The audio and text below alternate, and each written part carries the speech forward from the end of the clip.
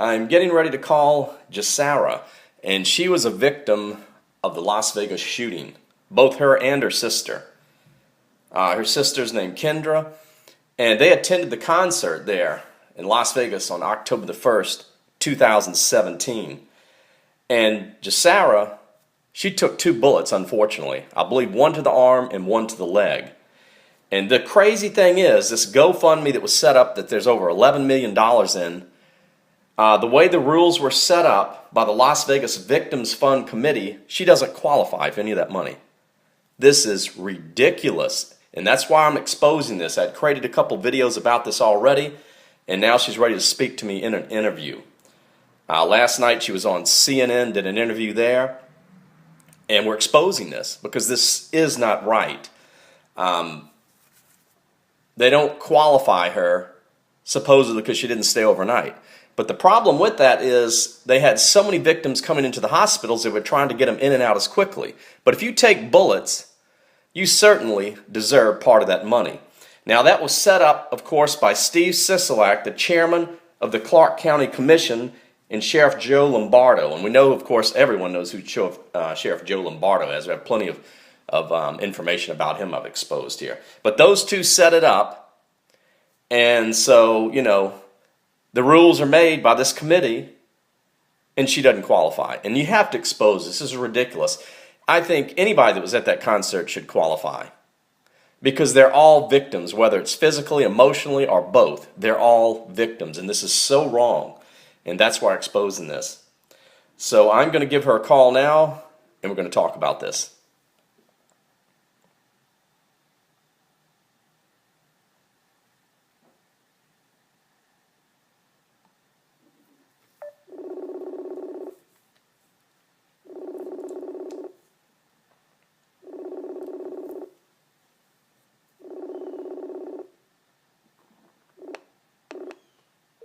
Hello? Hey, Jasara? Hi. Hi, this is Charles. Did I get the name right, is it? Yeah, it's Jasara. Yeah, Jasara, okay, good. Just want to make sure. How are you doing? How are you doing today? I'm doing good. Yeah, I tell you, just, you know, learning about what happened to you and your sister both is just totally shocking. And, I mean, you've been through so much. And, you know, and then for them not to want to pay you anything out of this fund that was these people gave all this money, over $11 million, and you take 2 bullets and then you don't qualify. This is just ridiculous. And from what I understand, this was set up by the Las Vegas Victims Fund Committee. That's correct? Yes. And so their rules are that you have to be in the hospital more than a certain amount of hours or something? Yes, at first they said 24 hours, and then they changed it to a night. Wow. Which still isn't clear. Yeah, and who has, and that's so, means. that's so crazy because they change things like this. And that's the problem, you know, because these people, I mean, there's probably, I'm sure, a lot of people that gave money to that fund. And their intentions are for everyone to get help. Now, I certainly understand that some people that had more serious injuries, like yourself, should get more. And others, you know, may not have had any physical injuries, but there's always the emotional, traumatic injuries, like your sister probably had, you know. And I understand how they, you know, maybe should set it up to where some should get more than the others. But I think anyone that attended that concert is a victim and should get something. Don't you agree? Absolutely. Yeah. So I want to talk about also, and you know, the crazy thing is this thing was set up by the chairman, Steve Sisolak, chairman of Clark County Commission, and Sheriff Joe Lombardo, and we all know him. You know, I've exposed a lot in regards to him. And this thing is such a big cover-up. It's unbelievable what happened there. I mean, none of it makes sense.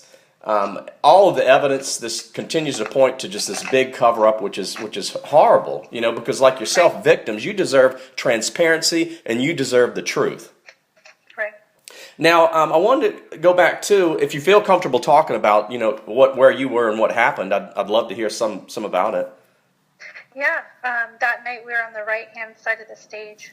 There was 8 of us in a group, and we had just gotten there right before Jake Owen had gone on, so the set right before Jason Aldean. And about 3 songs into Jason Aldean is when we kind of heard what we thought were fireworks. So right. We just looked at each other and said, fireworks, and we kind of all agreed that that's what they were. Right, because it was toward the end of the show, right? Yeah, say that again. It was toward the end of the show, right? So it kind of makes sense. Yeah. So yeah, because it was the last night. He I was see. the last act. So yeah.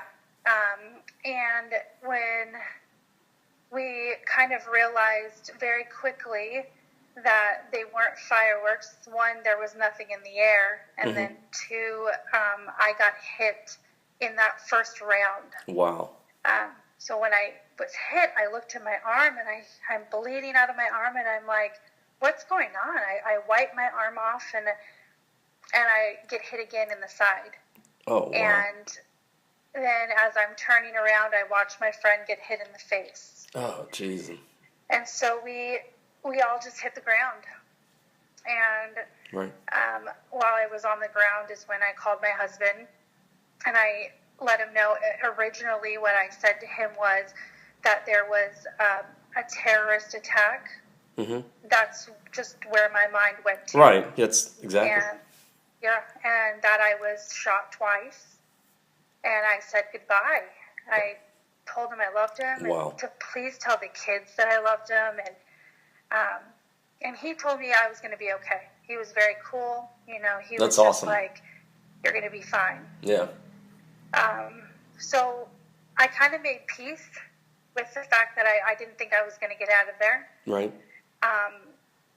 And about 3 rounds in, my sister is holding my friend's face with her flannel and holding it so the bleeding can stop.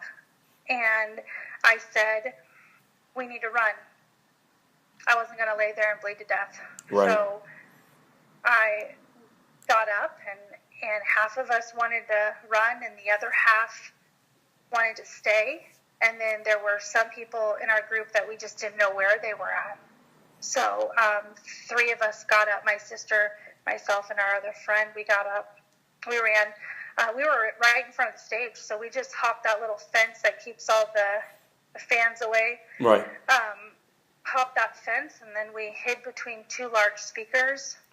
And then we realized that underneath the stage was open.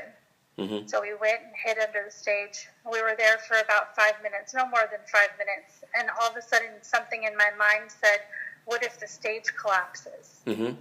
So I told my sister, we need to get out of here. We finished tying my arm up with my flannel I had wrapped around my waist that night.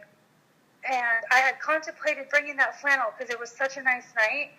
And I thought, I don't need it. And I thought, well, I'll just wear it. And ultimately, that had a part in saving my life. Wow. So we tied my arm up, and we ran into a parking lot. And in that parking lot was some ambulances and some police cars. But every police car we ran to was empty. And the ambulances were stuffed with like 20 people. They were just hiding. Yeah. They were no service. So I saw a building to my left, and I said, we're going to run to that building, and we're just going to hide behind that building. Mm-hmm. And when I got to that building, I turned the corner, and there was 2 men there, and they both had guns.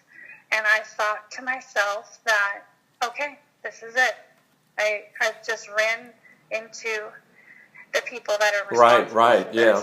But so that's... there were 2 police officers that were in plain clothing, and they made some very quick decisions and put me in the back of their pickup truck. Yeah, thank God for that. Drove me to the hospital.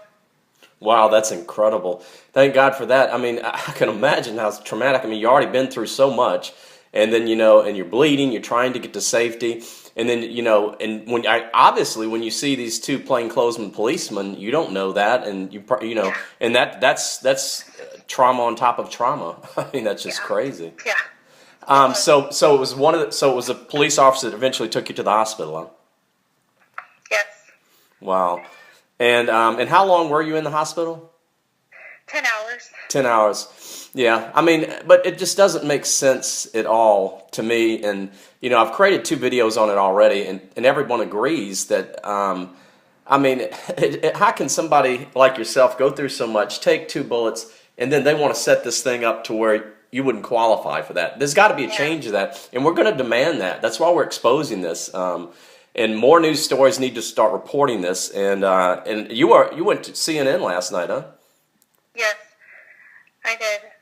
CNN approached us mainly to talk about what life looks like 2 months later and why we haven't gotten any answers. And in that interview, I was able to then talk about the protocol. That's good then. That's good. That's what I want. I was hoping so, because that's what's so important to expose that. I'm glad that you were able to do that, because that needs to be exposed more than anything, because that's so wrong. It's so wrong. And there's others probably like you that are experiencing the same thing. Well, and that's, I'm obviously going through a lot. I'm not working right now. My stitches are still in my arm. They don't come out until next week. So I'm still going through my own. But then I think there's so many people out there that just can't speak up. They just can't. And so if I can, then I'm going to. Right. And try to do the best that I can do to get the word out. Exactly. Yeah, brave and strong woman, and that's awesome, because you're not only representing yourself, you're representing others by doing this. Yeah. And I read one article there where, and I certainly understand this. The trauma and the experience is so bad you're having trouble even sleeping at night, huh? Oh, yeah. Sleep at night is non-existent. I just can't do it. Wow. So I like to go to sleep when the sun comes up. I think I feel safe when the sun's out, when it's light outside, and maybe that has to do because the concert was at night. Is it nighttime? Exactly, I don't know, but, when you do get into a deep sleep, flashbacks are always there, and the nightmares. Oh, I can imagine, I can imagine the nightmares nightmares. and the shock. You get into the deeper REM sleep with the shock and the nightmares of the experience, and it just, I can't even imagine how horrible that is. And you certainly deserve, because those people, like I said, they gave that money with intentions to help people. And I don't think there's one out there that gave that money that would hear your story and what you went through and not want you to get a part of that. I appreciate that. There's just no way. But also, I want to make sure before I forget, of course, to mention that the good news is you have set up your own GoFundMe, right? Yes, I did. And I have a link to that in the description area. Anybody wants to go there, you can certainly give to this woman that deserves it just as much as anybody that was there.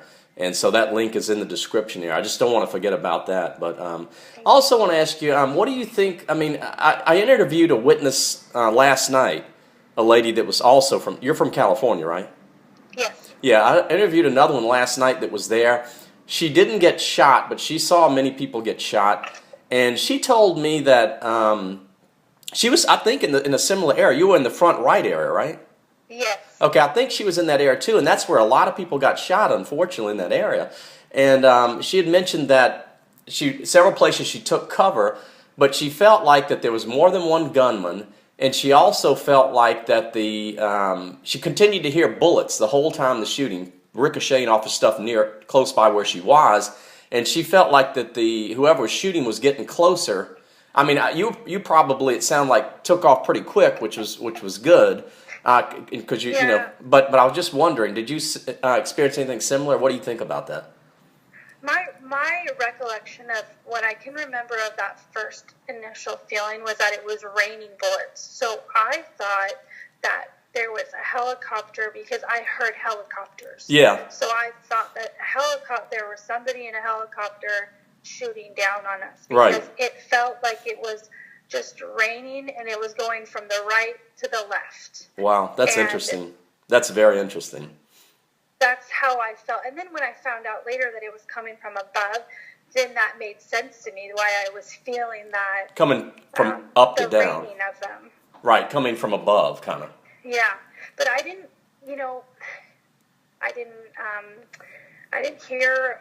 I wasn't that in tune with knowing, whether or not it was multiple ones or not. I'm not very good about, I don't know what guns, clearly I don't know what guns sound like because I thought they were fireworks. So, and also, one of the reasons probably is because you experience much more than the average person. I mean, taking 2 bullets and then you're focused on, blood coming from your body and possibly bleeding to death. I mean, that's a whole different situation from some of them that didn't experience that, because, I mean, when that happens, you're focused on trying to survive, you know, and that kind of Yeah. takes your senses away from other things. I mean, Right. it's you know, do or die situation. I mean, if you don't stop the bleed and get to safety, you don't make it. So and also, of course, you wanted to make that phone call, which was good, you know, to your husband, and he gave you great support, it sounds like. Yeah, he did. He was great. He held it together for me and for the kids. I mean, he then had to go tell my mother. Her two daughters are at this concert, Yeah. and my Wow. aunt was with us too. So And- our family was affected. Oh, I can imagine. Three, Yeah. three Woo. people. So That's he emotional had to trauma. go through Absolutely, because they didn't know if you were going to. I mean, they had strong faith and a positive feeling about it, but they didn't know if you were going to make it. You know, you'd been shot. that. Well, and they didn't even see it on the news yet, because I'm calling from the ground. The news hadn't even covered it yet, so they're going, "What do you mean? Like, Wow. what are you talking about?" And it wasn't until 30 minutes later, after that initial phone call, that then they turned the news on, and now there's being reports of it.